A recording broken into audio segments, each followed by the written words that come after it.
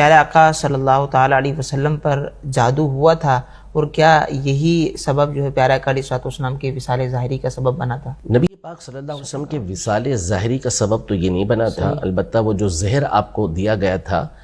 وہ آپ علیہ السلام کے یعنی بار بار وہ ہر سال لوٹ کر آتا تھا وہ زہر۔ ایک یہودیہ نے آپ کو بکری کا گوشت کھلایا تھا جس کے اندر زہر ملا ہوا تھا، فوراً آ کے خبر پہنچ گئی تھی آپ کو جبریل امین کی طرف سے، لیکن جو تھوڑا بہت چکھا تھا اس کا اثر ہر سال لوٹ کر آتا تھا، تو وہ بھی نبی پاک صلی اللہ علیہ وسلم کے لیے دنیا سے پردہ فرمانے کا سبب بنا تھا اور یہ شہادت کا ذریعہ بنا تھا۔ جہاں تک رہا جادو کا معاملہ، تو دیکھیں نبی پاک صلی اللہ تعالیٰ علیہ وآلہ وسلم پر جادو تو لبید بن عاصم نامی یہودی نے کروایا۔ یہ تو صحیح بخاری شریف، صحیح مسلم کے اندر یہ حدیثیں موجود ہیں کہ نبی پاک صلی اللہ تعالیٰ علیہ وسلم پر جادو کیا گیا، اور نبی پاک صلی اللہ علیہ وسلم پر اس کا زیادہ سے زیادہ اثر جو ہوا وہ آپ کے جسم مبارک پر ہوا۔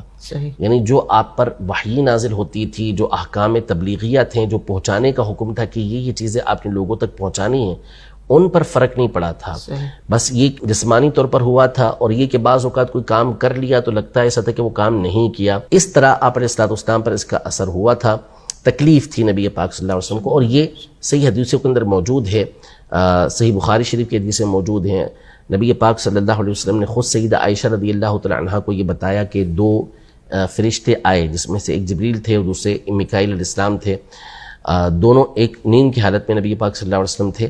وہ ایک سر کے پاس بیٹھے، ایک پاؤں کے پاس بیٹھے، اور گفتگو کرنا شروع کی کہ ان کو کیا ہوا ہے، تو بتایا گیا کہ مطبوب، ان کے اوپر جادو کیا گیا ہے۔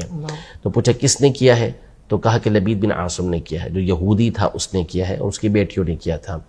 پھر بتایا کہ کس کس چیز کے اوپر جادو کیا گیا ہے، یعنی کس انداز میں کیا گیا ہے، تو بتایا وہ کنگھی کے ذریعے، کنگھی میں سے نکلنے والے بالوں کے ذریعے، کھجوروں کے جو خوشے ہوتے ہیں ان کے ذریعے آپ علیہ السلام پر جادو کیا گیا ہے، اور پھر کنویں کے اندر جو اس کو ڈالا گیا ہے۔ نبی پاک صلی اللہ علیہ وسلم بیدار ہوئے تو پھر آپ نے حضرت علی رضی اللہ تعالیٰ عنہ اور ایک اور صحابی کو بھیجا کہ وہ جائے اور وہاں سے اسے نکالیں۔ پھر اسے نکالا گیا اور نبی پاک صلی اللہ علیہ وسلم پر سورہ فلق، سورہ ناس نازل ہوئی، آپ اسے پڑھتے گئے اور وہ گرہ جو ہے وہ کھلتی گئیں، اور آپ علیہ السلام سے یہ تکلیف اور یہ جادو دور ہو گیا۔ تو جو ظاہری بدن ہے نبی علیہ السلام کا، اگرچہ کہ وہ اعلیٰ و عرفہ ہوتا ہے، لیکن اس پر جو ایک عام انسان پر طاری ہونے والی چیزیں ہوتی ہیں وہ ہو سکتی ہیں، جیسے بخار کا آنا، سر کا درد ہونا، جسم میں درد ہونا۔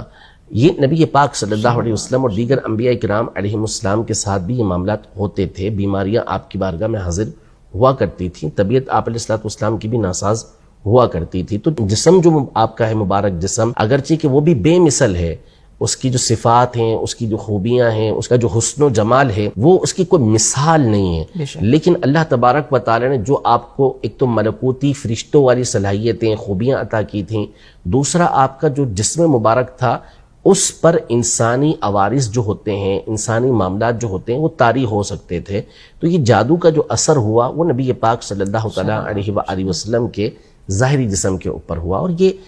کوئی اپنی طرف سے کہنے والی بات نہیں، باوجود اس کے کہ معلوم ہے کہ یہ بخاری مسلم کے اندر موجود ہے، اس کا انکار کرتے ہیں، اور وجہ وہ یہ سمجھتے ہیں کہ غالباً اس کے اندر نبی پاک صلی اللہ علیہ وسلم کی توہین ہے۔ تو ظاہر ہے کہ نبی پاک صلی اللہ علیہ وسلم کی تو ادنا سی توہین بھی کفر ہے، بندے کو دائرہ اسلام سے خارج کر دے گی،